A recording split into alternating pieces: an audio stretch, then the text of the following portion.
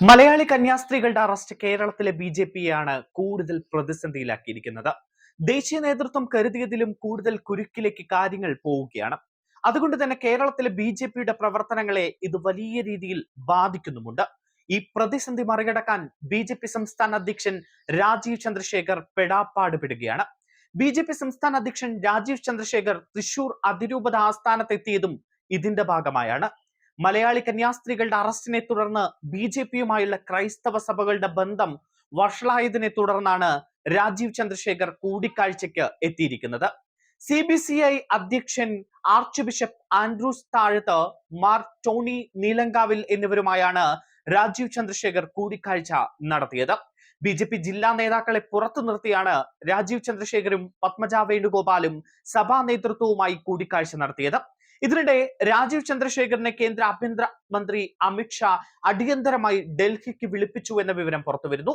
ഇന്ന് വൈകുന്നേരം തന്നെ രാജീവ് ചന്ദ്രശേഖർ ഡൽഹിക്ക് തിരിക്കുമെന്നാണ് അറിയാൻ കഴിയുന്നത്. കഴിഞ്ഞ ദിവസം സിറോ മലബാർ ആസ്ഥാനത്തെത്തിയും രാജീവ് ചന്ദ്രശേഖർ കൂടിക്കാഴ്ചകൾ നടത്തിയിരുന്നു. ശേഷം മാധ്യമങ്ങളെ കണ്ട രാജീവ് അറസ്റ്റിലായ കന്യാസ്ത്രീകൾ നിരപരാധികളാണ് എന്നും അവരുടെ മോചനത്തിനായി സഹായിക്കാമെന്ന് അമിത്ഷാ ഉറപ്പു നൽകിയതായും പറഞ്ഞിരുന്നു. കന്യാസ്ത്രീകളുടെ ജാമ്യാപേക്ഷയെ എതിർക്കില്ല എന്ന് ഛത്തീസ്ഗഡ് സർക്കാർ അറിയിച്ചിട്ടുണ്ട് എന്നും അദ്ദേഹം ഇന്നലെ വ്യക്തമാക്കിയിരുന്നു. അതേസമയം ഛത്തീസ്ഗഡിൽ അറസ്റ്റിലായ മലയാളി കന്യാസ്ത്രീകളുടെ ജാമ്യാപേക്ഷ NIA കോടതിയിൽ സമർപ്പിക്കാൻ തീരുമാനമായി എന്നാണ് പുറത്തുവരുന്ന വിവരം. കുടുംബവും സഭാ അധികൃതരും ജാമ്യാപേക്ഷയുമായി NIA കോടതിയെ സമീപിക്കാൻ തീരുമാനിച്ചിരിക്കുകയാണ്.